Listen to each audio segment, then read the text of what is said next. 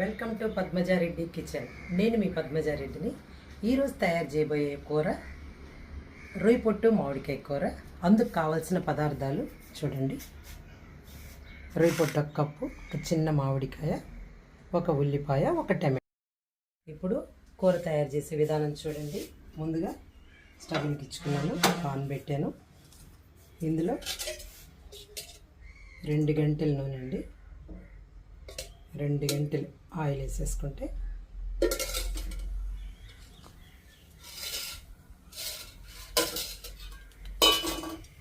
ఇందులో ఆయిల్ కాగిన తర్వాత తాలింపు గింజలండి, ఆవాలు కొంచెం,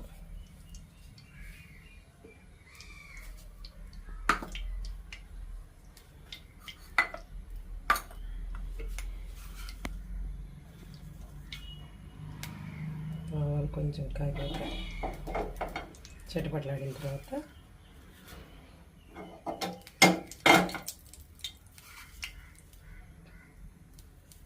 కొద్దిగా మెంతులు, కొంచెం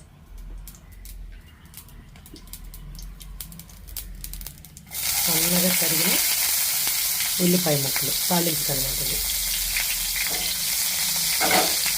ఇందులో కరివేపాకు కొద్దిగా,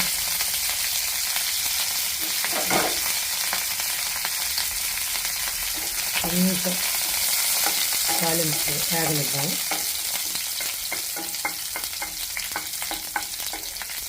లైట్గా వేగింది. ఇప్పుడు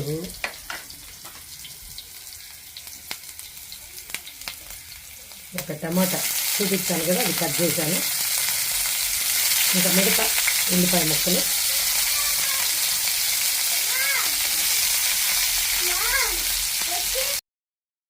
మామిడికాయ ముక్కలు మొత్తం ఇంకా కాయ చూపించాను కదా, కట్ చేసి వేసేసాను. కొంచెం వేగనిద్దాం.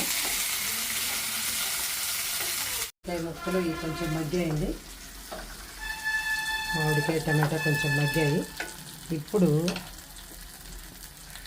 ఇందాక రొయ్య పొట్టు చూపించాం కదా, అది బాగా కడగాలండి. 4-5 సార్లు నీళ్ళల్లో వేసి కడిగితేనే మనకి ఇసుక అది లేకుండా శుభ్రంగా వచ్చేస్తుంది.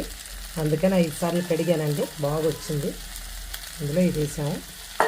ఇప్పుడు ఇందులో కారం ఒక 2, కారం కావాల్సినంత అంటే ఒక 2 టేబుల్ స్పూన్లు అట్ట పట్టద్ది కారం, పసుపు ఒక 1/2 స్పూను,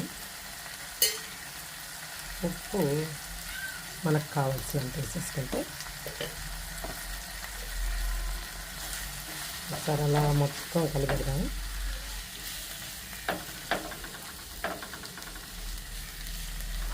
కొంచెం ఎందుకంటే పచ్చి వాసన రాకుండా. ఇప్పుడు ఇందులో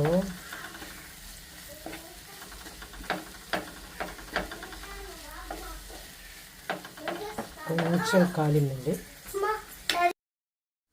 1 గ్లాసు నీళ్ళు ఉడికేదానికండి. 1 గ్లాసు నీళ్లు పోసేసామంటే, పోసి హైలో పెడతా కాసేపు, అంటే ఒక 5 నుంచి 10 నిమిషాలు హైలో పెట్టేసామంటే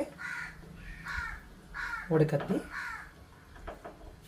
హై ఫ్లేమ్లో ఇప్పటిదాకా ఉడికిందండి, చూడండి కలర్ ఎంత బాగా వచ్చిందో చూడండి.